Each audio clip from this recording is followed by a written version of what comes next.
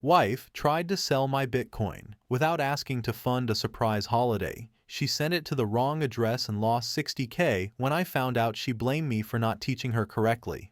I'm not sure how to even start this, but here goes. A couple of weeks ago, my wife Sarah did something I'm still struggling to process. She tried to sell some of my Bitcoin without asking me first. She said it was supposed to be a surprise, funding a trip for the two of us, but she ended up sending it to the wrong address. Just like that, $60,000 was gone. And the worst part, instead of owning up to her mistake, she tried to blame me. Yeah, it's been a hell of a time. I've been into crypto for years. Back when Bitcoin was around $300 a coin, I started dipping my toes in, curious about what this whole digital money thing was about. It wasn't a big deal at first, just something I'd mess around with after work. Over time though, I got more into it, trading and investing strategically, building up a portfolio I was pretty proud of.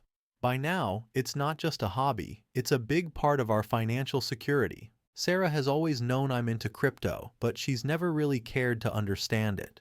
Too complicated, she'd say whenever I tried to explain wallets or private keys. I wasn't pushy about it. I figured it wasn't her thing, and that was fine. I kept everything secure, with most of my holdings on a hardware wallet locked in my desk, plus a paper backup for extra safety. It felt like enough. I mean, who's going to mess with something they don't understand, right? About a month ago, Sarah started acting different. I'd notice her on her laptop late at night, looking a little too focused. She'd quickly close the screen when I walked in, but I didn't think much of it. I figured she was planning something sweet. She'd done that before. Surprise dinners, small weekend getaways. I had no reason to suspect anything was off. If anything, I thought it was cute how secretive she was being. That changed one Friday afternoon. I came home early from work, ready to relax, but the second I walked in, I could tell something was wrong. Sarah was sitting in the living room, pale and jittery. She didn't even look up at me when I walked in. I asked her what was going on, and she just muttered, "I made a mistake." "What kind of mistake?" I asked, already feeling uneasy. She hesitated, and then it all came pouring out. She'd tried to sell some of my Bitcoin to pay for a surprise vacation. She thought it would be this amazing romantic gesture, an all-expenses-paid trip to Europe, something we'd talked about doing for years but never actually planned. But she had no idea what she was doing. She'd sent $60,000 worth of Bitcoin to the wrong address. For a few seconds, I just stood there, staring at her. I couldn't even speak. Finally, I managed, "What do you mean you sent it to the wrong address?" She looked like she might cry. "I was trying to transfer it to my account, but I must have copied the wrong address. It's gone." I didn't even know where to start. "Why didn't you ask me?" I said, trying to keep my voice steady. "It was supposed to be a surprise," she snapped, like that explained everything. "I didn't think I needed to bother you about it. I thought I could figure it out on my own." "But you didn't," I said flatly. "You didn't figure it out. And now $60,000 is gone." The number hung in the air like a bad smell. I could see her flinch, but instead of taking responsibility, she turned defensive. "Well, maybe if you'd taught me how all this works, this wouldn't have happened," she shot back. "You're always going on about how secure it is, but you never explained how to make sure the addresses were right." I couldn't believe what I was hearing. "Are you serious right now? You broke into my wallet, made a transaction without telling me, and now it's my fault because I didn't give you a crash course in crypto?" "I wasn't trying to break into anything," she said, her voice rising. "You leave the wallet in your desk, and I've seen you enter the PIN a dozen times. It's not like it was locked away in some vault." I ran my hands through my hair, trying to stay calm. "Sarah, do you even understand what you've done? That money is gone. Forever. There's no undo button. There's no bank to call. It's just gone." Her eyes filled with tears, but I was too angry to feel bad for her. "I was only trying to do something nice for us," she whispered, her voice shaking. "Something nice?" I said, incredulous. "Do you have any idea how long I've been building that portfolio? That wasn't just money. That was years of hard work and planning. And you didn't think to ask me before touching it?" She started to say something but stopped. For a moment, the room was silent, except for the sound of my breathing. Then she said, "I didn't think it would be such a big deal. It's just money, right? We can always make more." That broke something in me. I shook my head, too angry to even look at her. "You really don't get it, do you?" I walked out of the room before I said something I'd regret. My mind was racing, trying to figure out if there was any way to fix this. Spoiler, there wasn't.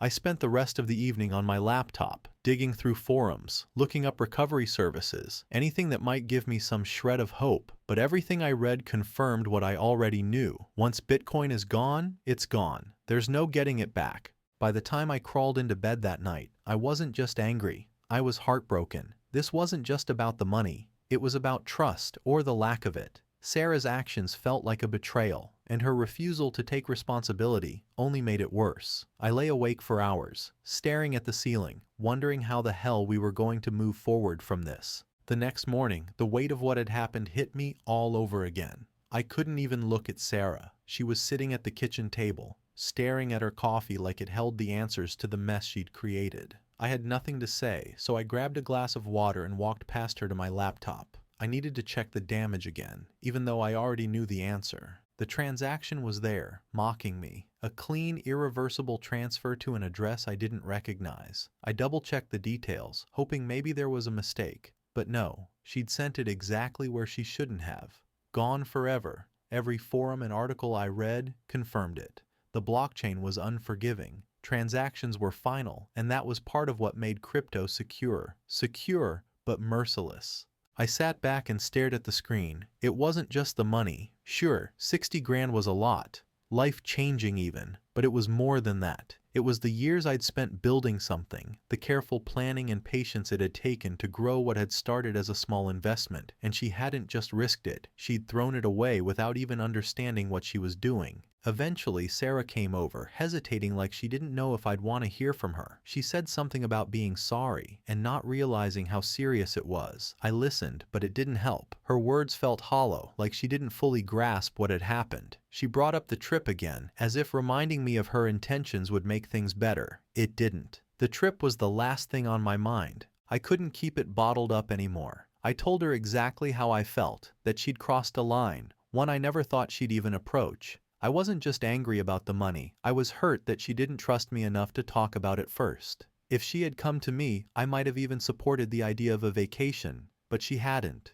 She'd taken matters into her own hands, and now here we were. Her response only frustrated me more. She kept saying she didn't know how hard it was, how she thought it would be simple. She said it was my fault for not teaching her, for leaving the wallet where she could get to it. The excuses felt like deflection, like she couldn't face the fact that she'd made a massive mistake. Each time she tried to shift blame, it chipped away at whatever sympathy I might have felt for her. The day dragged on with tension hanging in the air. I tried to distract myself by diving into work, but my mind kept circling back to what had happened. It didn't help that Sarah kept trying to justify her actions. She'd float in and out of the room, dropping comments about how she thought I'd appreciate her effort, how she'd only wanted to make me happy. I started to wonder if she even understood why I was upset. By evening, things boiled over again. I couldn't keep quiet while she kept brushing off the seriousness of it all. I told her I needed her to own up to what she'd done. No more blaming me. No more pretending this was just about a vacation. She needed to understand the trust she'd broken. She tried to argue, saying she didn't mean to hurt me, and that it wasn't like she'd spent the money on herself. That stung more than she realized.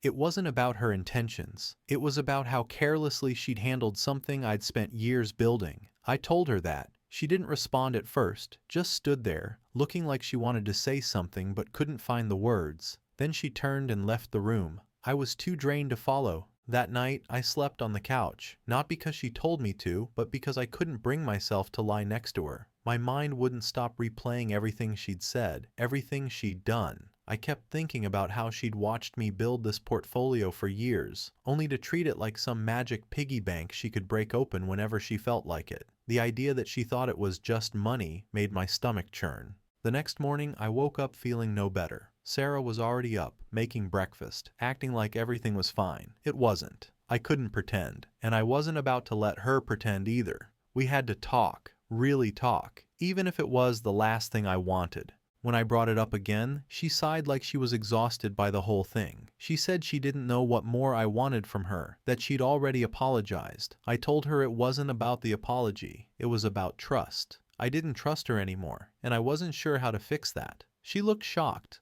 like it hadn't occurred to her that this went beyond the lost money. I told her I needed time to think to figure out how we were going to move forward. She nodded but didn't say much. I think she finally understood how serious this was, but it was hard to tell. Part of me wanted to forgive her, to chalk it up to a terrible mistake and move on. But another part of me couldn't get past the betrayal, the sheer recklessness of what she'd done. Over the next few days, I focused on damage control. I moved the rest of my Bitcoin to a new wallet, set up extra security measures, and locked everything down tighter than ever before. I didn't even tell Sarah the new setup. I couldn't risk this happening again. The thought of her having access made me sick. Meanwhile, Sarah tried to make amends. She cooked my favorite meals, avoided the topic of money, and tiptoed around the house like she didn't want to set me off. It felt performative, like she was trying to fix things without addressing the real issue. I wasn't sure what I wanted from her, but I knew it wasn't this. By the end of the week, the silence between us was unbearable. She finally sat me down and asked what she could do to make things right. For the first time, she seemed genuinely remorseful, not defensive or dismissive. I told her the truth. I didn't know if we could go back to how things were. This wasn't just about Bitcoin. It was about trust, respect, and the way we made decisions as a couple. She started crying, saying she didn't realize how much she'd hurt me. She promised to do better, to learn more about crypto so she'd never make a mistake like this again. It was a small step, but it felt like the first real one she'd taken. I told her it would take time, for both of us. She nodded, and for the first time since this all started, I felt like she actually understood. The days that followed were a weird mix of quiet and heavy tension. Sarah wasn't her usual self, and neither was I. She went out of her way to give me space, keeping to herself and mostly staying in our room or the kitchen. I found myself sitting in the living room more often, scrolling through crypto forums or watching TV on low volume, barely paying attention to anything. It was like we were both walking on eggshells, waiting for the other to say or do something to break the silence. What hit me most wasn't just the money, but the lingering realization that Sarah didn't see the seriousness of her actions until after the damage was done. She admitted she didn't know what she was doing, but that wasn't the core of the problem. It was the carelessness. The complete lack of understanding that what she'd accessed wasn't just a number on a screen. It represented years of hard work, research, and calculated risks. She'd treated it like a simple transaction, as if the stakes weren't even worth considering.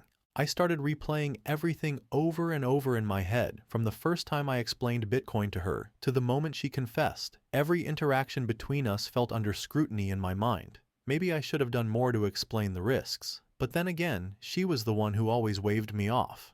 "It's your thing," she'd say whenever I brought it up. That part stung the most, how she dismissed it as unimportant until it became something she could use. By the time the weekend rolled around, I needed to do something to get my mind off it. I reached out to a few friends, told them I needed advice, and shared what happened. Their reactions ranged from shock to outright disbelief. Most of them couldn't get past the fact that she had access to my wallet in the first place. Why wasn't it more secure? They asked.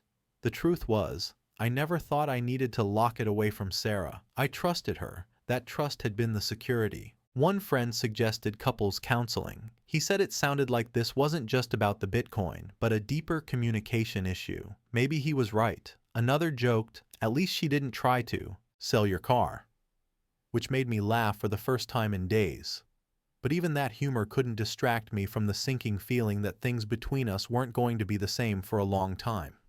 That evening, Sarah came into the living room, holding a notebook. She sat across from me, fidgeting like she wasn't sure how to start. When she finally spoke, it was quiet, almost hesitant. She said she'd signed up for an online course about cryptocurrency. She wanted to understand what she'd done wrong and learn how to handle it properly if she ever needed to in the future. It wasn't much, but it was something.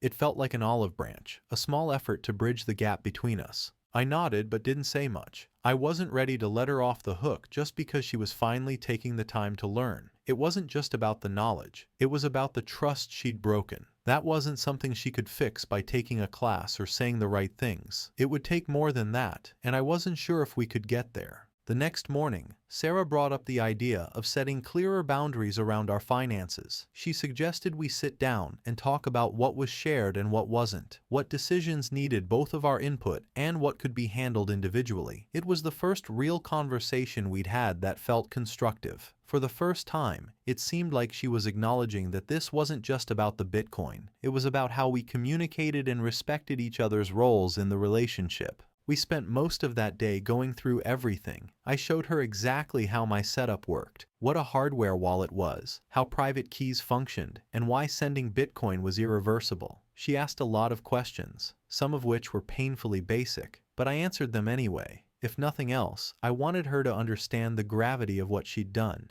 even if it was too late to fix. By the time we finished, I felt a strange mix of relief and exhaustion. It was good to finally talk about it, to lay everything out on the table, but it also reminded me how far we still had to go. Understanding the mechanics of crypto was one thing, rebuilding the trust between us was another entirely. Over the next few weeks, Sarah tried to show she was serious about making amends. She started paying more attention to our finances, asking questions about investments and budgeting. She even suggested we open a joint account for smaller expenses, so she wouldn't feel the need to dip into my personal funds without asking. It was a good idea, but it didn't erase what had already happened. I still found myself hesitating around her, second-guessing her intentions. Every time she brought up money, I wondered if she was going to make another impulsive decision. I hated that feeling, but I couldn't shake it. Trust once broken doesn't come back easily, no matter how much effort someone puts in. Sarah must have sensed the distance between us because one night she broke down and apologized again. This time it felt different. She didn't try to justify her actions or shift the blame. She owned up to what she'd done, admitted she'd been careless, and said she understood why I was struggling to move past it. It was the most honest conversation we'd had since this all started. I told her that I appreciated her effort, but that it was going to take time, maybe a lot of it, for things to feel normal again. She nodded, wiping her tears, and said she was willing to do whatever it took. For the first time, I believed her. Slowly, things started to improve. We set up clearer boundaries, not just around money, but around communication in general. Sarah kept up with her crypto course, even showing me what she'd learned. It was small progress, but it was progress nonetheless. Looking back, I still don't know if we'll ever fully recover from what happened. The loss of the Bitcoin stings, but what hurts more is knowing how easily it could have been avoided. Still, if there's one thing this mess has taught me, it's the importance of transparency and boundaries. I just wish it hadn't come at such a high cost.